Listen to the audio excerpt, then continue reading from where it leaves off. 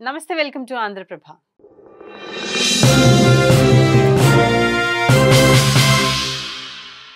మహిళలు ఇంటికే పరిమితమవుతున్న కాలం చెల్లింది.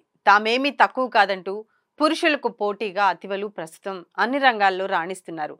రీసెంట్గా మన రారాణులు విశ్వ విజేతలుగా నిలిచారు, చరిత్ర సృష్టించారు.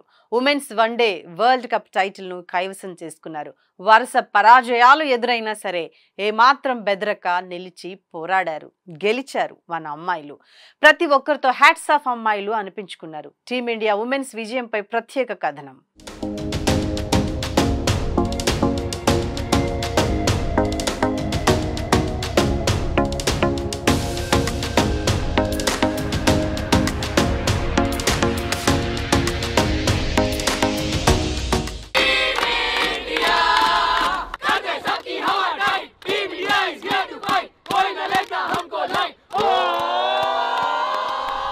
మన మహిళల ఆట ఆకాశాన్ని తాకింది. భారీ అంచనాలతో బరిలోకి దిగిన భారత్ ఉమెన్స్ టీం వాటిని అందుకోవటంతో పాటు అందనంత ఎత్తులో నిలిచింది. గతంలో 2 సార్లు అందినట్టే అంది చేజారిపోయిన వన్డే వరల్డ్ కప్ 3వ ప్రయత్నంలో ముద్దాడింది.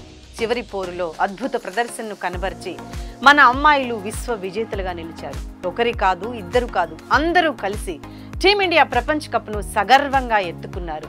నిజానికి ఈ వరల్డ్ కప్ గెలుపు అంత సులభం కాదు, సాధారణం కూడా కాదు.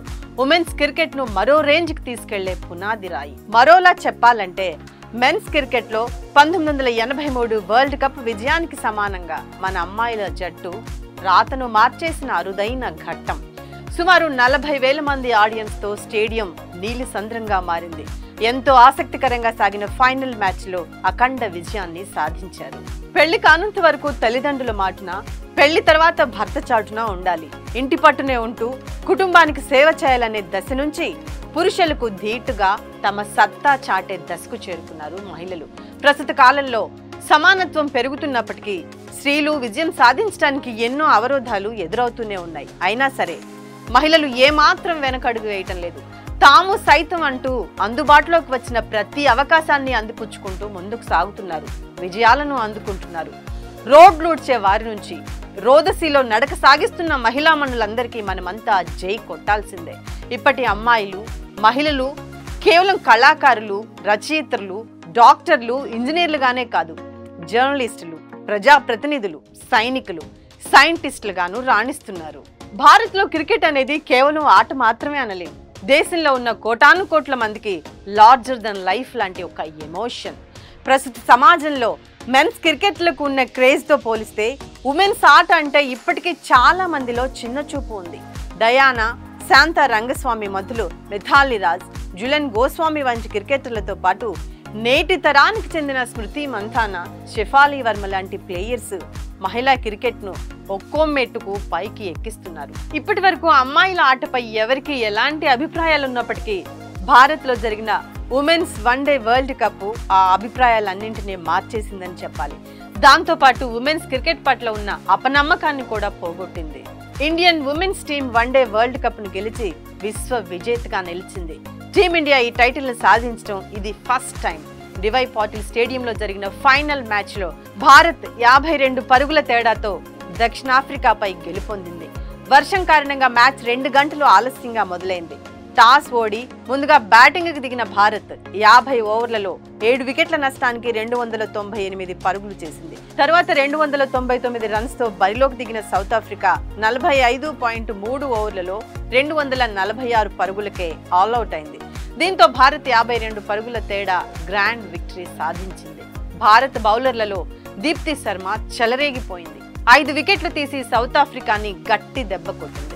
షెఫాలి వర్మ 2 వికెట్లు తీయగా శ్రీచరణి 1 వికెట్ పడగొట్టింది. ఇండియా టీంలో షెఫాలి వర్మ బ్యాటింగ్ లోనూ రాణించి హాఫ్ సెంచరీతో చెలరేగిపోయింది. 78 బంతుల్లోనే 87 పరుగులు చేసి టాప్ స్కోరర్ గా నిలిచింది. దీప్తి శర్మ హాఫ్ సెంచరీ బాదింది. 58 బంతుల్లో 58 రన్స్ చేసింది. ఓపెనర్ స్మృతి మంథానా 45 పరుగులతో మెరిసింది. ఈ మ్యాచ్ లో Shefali player of the final match పురస్కారాన్ని అందుకోగా విజయంలో కీ రోల్ ప్లే చేసిన Deepti Sharma player of the tourney అవార్డును అందుకున్నారు.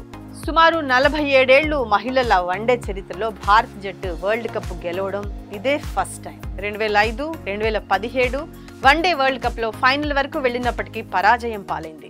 2005లో ఆస్ట్రేలియాతో జరిగిన ఫైనల్ మ్యాచ్ లో భారత్ ఘోర ఓటమిని చవిచూసింది.